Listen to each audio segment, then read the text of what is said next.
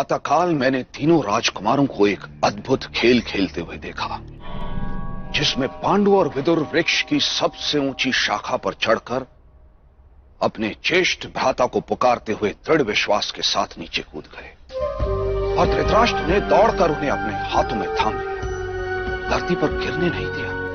ये देखकर मैंने तीनों राजकुमारों से कहा, ठहरो,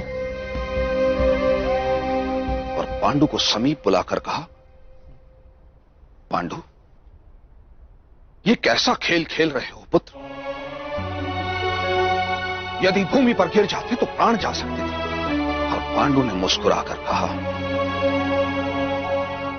ताश्री,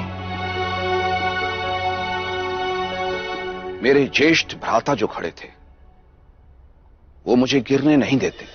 इस पर मैंने कहा, पांडु, तुम्हारे ज्येष्ठ भ्राता केवल तुम्हारे शब्द सुन सकते हैं, वो तुम्हें देख नहीं सकते। उस पर पांडु ने कहा, ताश्री, मेरे ज्येष्ठ भ्राता को मुझे देखने के लिए नेत्रों की आवश्यकता नहीं है, उनके हृदय का स्नेह ही पर्याप्त है मुझे देखने के लिए। उस दिन उन 3 बालकों ने, मेरे शिष्यों ने मुझे एक नया पाठ सिखलाया, प्रेम और विश्वास का पाठ। महाराज, जब आपके अनुज को लेने के लिए यमराज पधारे होंगे तो उन्होंने ये प्रश्न नहीं किया होगा कि मैं किसके विश्वास पर अपने पुत्रों को छोड़कर आपके साथ चलूं, चाहे वृक्ष की शाखा से कूदना हो या मृत्यु के मुख में जाना हो। आपके अनुज को केवल और केवल आप पे श्रद्धा थी महाराज। ഈ മത്സരത്തിൽ വിജയിക്കുവാനുള്ള ശക്തി അർജുനന് മാത്രമാണുള്ളതെന്ന് നമുക്ക് വളരെ വിശ്വാസമുണ്ട്. അംഗരാജാവായ കർണൻ, നാം ഈ മത്സരത്തിൽ പങ്കെടുക്കുന്നതിന് വേണ്ടി നമ്മുടെ സ്ഥാനത്ത് സ്വന്തം മിത്രമായ അംഗരാജാവ് കർണനെ നിയമിക്കുകയാണ്.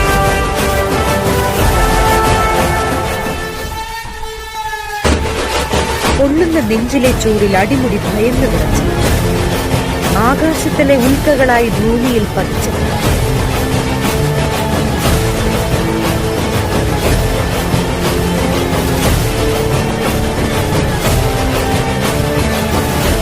സൂര്യൻ കാത്തിരിക്കുന്നത് ആഴിയിൽ അസ്തമിക്കാനാണ്.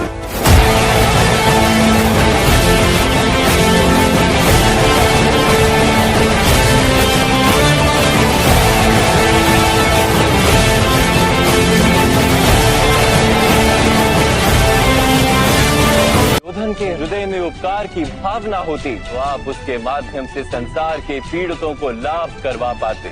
वास्तव में उसे सारे अधर्मों और अपराधों से मुक्त करवा पाते, किंतु आपने सत्य जाना ही नहीं। आप पर किए गए उपकारों का वास्तव में कोई मूल्य ही नहीं था।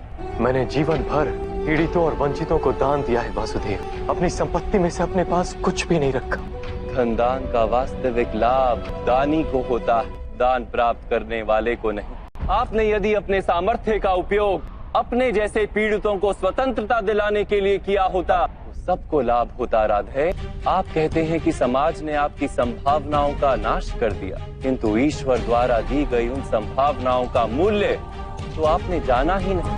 एक सत्य जान लीजिए, जो व्यक्ति समाज के लिए जीता है उसे स्वयं भी लाभ होता है, किंतु जो व्यक्ति केवल अपने लिए जीता है वो स्वयं को और समाज को दोनों को हानि पहुंचाता है। कुरुक्षेत्र में आज जो विध्वंस हो रहा है उसका कारण ना दुर्योधन है और ना ही मामा श्री शकुनी। ये पाप 3 महारथियों का, महामहिम भीष्म, गुरु द्रोण और आप राधे। आप तीनों ने यदि अपने माने हुए धर्म का त्याग करके समाज के कल्याण का विचार किया होता, दुर्योधन को सहायता नहीं दी होती तो ये युद्ध ही नहीं होता। आप उचित कह रहे हैं वासुदेव। इस समाज को जितनी हानि अधर्मियों से नहीं होती उससे अधिक हानि धर्म जानने वालों की निष्क्रियता से होती है। इस महायुद्ध का पाप हमारे सर है।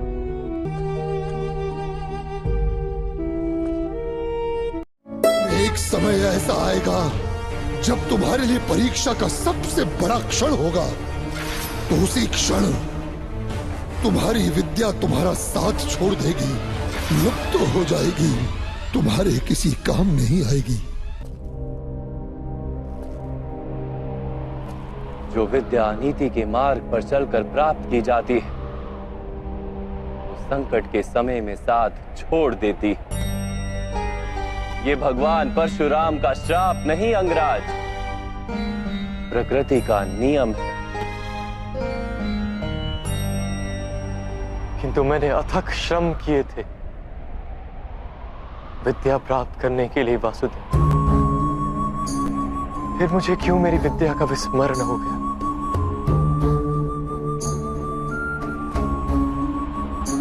विद्या प्राप्त करने का प्रयत्न आपने क्यों किया था अंगराज? क्या विद्या का महत्व जाना था आपने?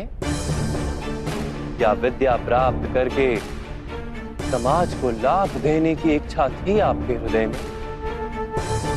या केवल अपने अपमान का प्रतिशोध लेने हेतु आपने विद्या प्राप्त की? जब ज्ञान को मनुष्य साधन मानता है, किसी अन्य वस्तु को प्राप्त करने हेतु ज्ञान ग्रहण करने निकलता है, तब ज्ञान ग्रहण करते समय उसका मन स्थिर नहीं हो पाता। ज्ञान उसकी आत्मा का गुण नहीं बन पाता। जो व्यक्ति अमूल्य ज्ञान का मोल जानकर ज्ञान प्राप्त करता है, वो उत्तम बन जाता है। किंतु जो व्यक्ति कुछ और प्राप्त करने के आशय से ज्ञान प्राप्त करता है, वो जीवन भर श्रेष्ठ बनने की स्पर्धा में लगा रहता है, किंतु उत्तम नहीं बन पाता। आपने भी ज्ञान प्राप्त किया किसी आशय से। भगवान की शरण में रहकर भी आपका मन शांत नहीं हुआ। आप प्रतियोगिता करते रहे कहीं दूर बैठे अर्जुन के साथ। मैं लौटूंगा, पर इतना विश्वास दिलाकर जाता हूँ कि मैं भारतवर्ष का सबसे श्रेष्ठ धनुर्धर बनकर लौटूंगा और आपके सभी शिष्यों से श्रेष्ठ बनूंगा मैं। ज्ञान प्राप्ति का आपका आशय ही अनुचित था, तो इस विद्या का विस्मरण कैसे नहीं होता अंगराज? कैसे नहीं करता मैं प्रतियोगिता वासुदेव? कैसे समझौता कर लेता अपने जीवन के साथ? ये समाज निरंतर ही मेरी संभावनाओं को कुचलता रहा है, मेरी शक्ति को सम्मान नहीं दिया, मेरे स्वप्नों को स्वीकार नहीं किया, सदा ही सूत पुत्र कहकर अपमानित करता रहा है मुझे। अपने पिता की बात मान लो, क्योंकि उन्हें ज्ञान है कि सूत में सामर्थ्य नहीं होता।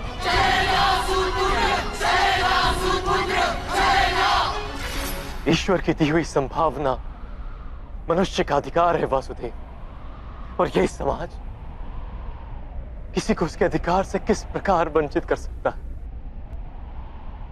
अवश्य ही ये घोर अपराध है राधे।